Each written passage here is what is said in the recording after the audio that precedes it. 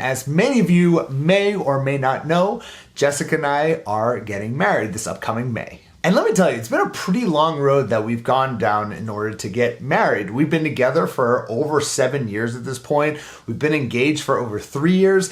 We had this little thing called a pandemic that has really slowed down the ability to actually get married. But hell or high water, we are getting married this May. And if it doesn't happen, that's it. I'm going to be single for the rest of my life. It's just, this is it. But yes, we are getting married and we are very excited about it. Now, this past weekend, I got together with a big group of guys. We had an absolute blast. My voice is completely shot, which is why I sound like a 60-year-old smoker.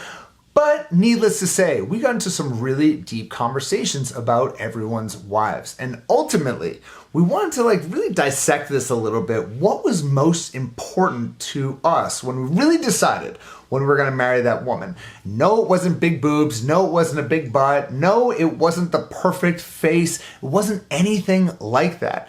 We all kind of decided that the thing that was most important to us when we decided to marry our wives was dependability. It's being with someone that you really know is going to be there for you. Being with someone that you can really trust. Someone that says that they're going to do something and they actually follow through on that. That was what was most important to these guys when it came to marriage.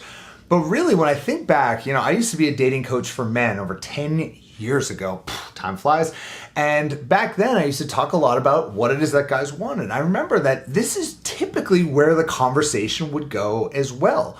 We all, I think, in society think that men are just total dogs and men just want one thing and they just want to get in the bedroom as quickly as possible and then they never talk to that woman again. But the reality is that that's only a very small percentage of men. And in fact, men tend to be in many ways more romantic than women are. So what I want to start doing is flipping the script a little bit and start thinking about how it is that we can be a little bit more dependable in other people's lives. How can we be more trustworthy? How can we be more reliable? And I want you to maybe think to yourself in previous relationships or when you're dating, have you been someone that you would consider to be dependable? And it was really interesting when we finally got to this word of dependable, because I think when in my Love Accelerator coaching program, we talked to a lot of the women, and it's not unusual for women to want to be with a dependable man. We say that a man should have both audio and video. Basically, the things that he says, the audio, he backs up with video, which are his actions. That's not uncommon when it comes to love advice.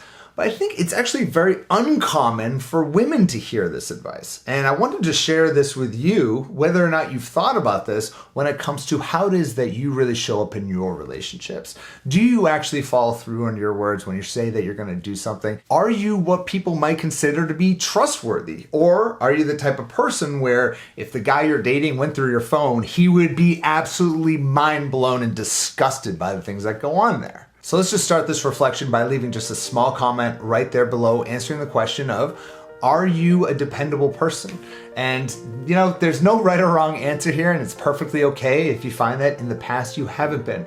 Your past does not equal your future, and it's absolutely possible to change these behaviors so you set yourself up for a long-term, healthy, committed relationship. So there you have it. That is inside the brain of the male mind from a bachelor party, and that is all I'm going to reveal in this particular video. I'll talk to you in the next video. Bye-bye.